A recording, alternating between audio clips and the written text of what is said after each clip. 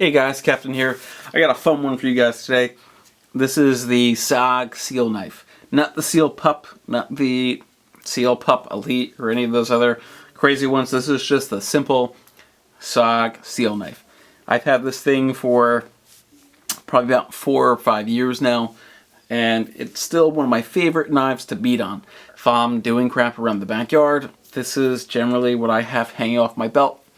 And there's visually, and physically, there's no real issues with it. There's no chips in the blade. It's a little bit banged up and scratched up, you can see, but as far as its integrity, it's all still there.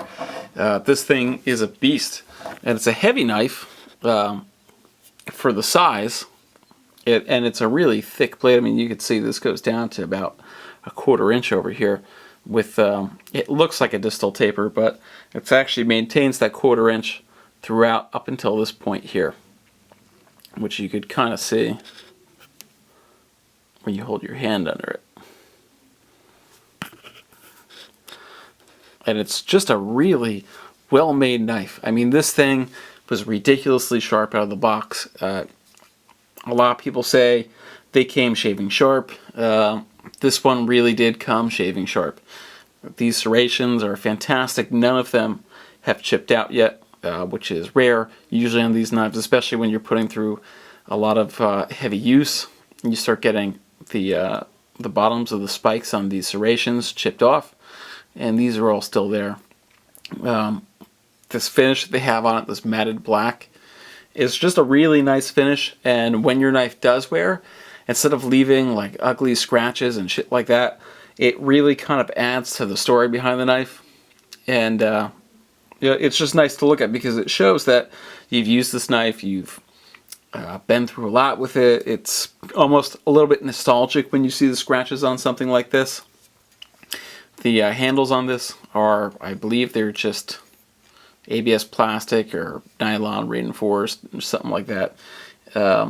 Nothing super special about it, but it does maintain its grip very well in the water.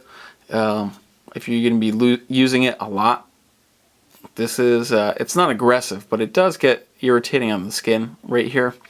So I would recommend wearing gloves or just something to protect your palm when you're using this a lot.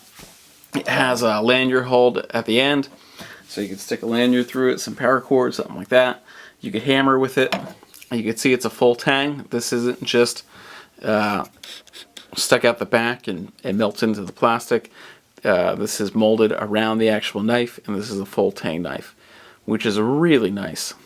So you don't have to worry about the actual construction of it because it's top notch. And like I said, you have that 1/4 inch of steel running basically from here all the way down to the very butt of it, which is fantastic.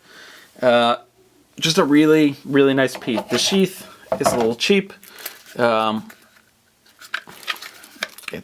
guess this is Kydex, like a really thin Kydex. I'm not sure. Something along those lines. It's probably their own made-up brand for it, but it is a nice sheath. You know, it fits it nice. It locks in.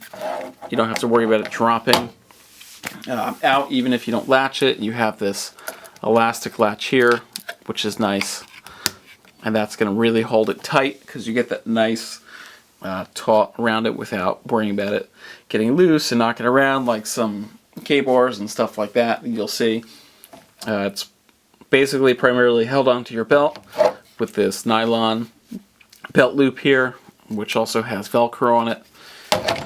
And you can play around with it. You know, there's plenty of space where you could tie it onto a molly vest or your backpack, something like that. And I mean, this thing's a workhorse. When I bought it, I think they were around 80 bucks. I'm not sure what the price is now for it. I'll link it below and find the best price to link below on Amazon. But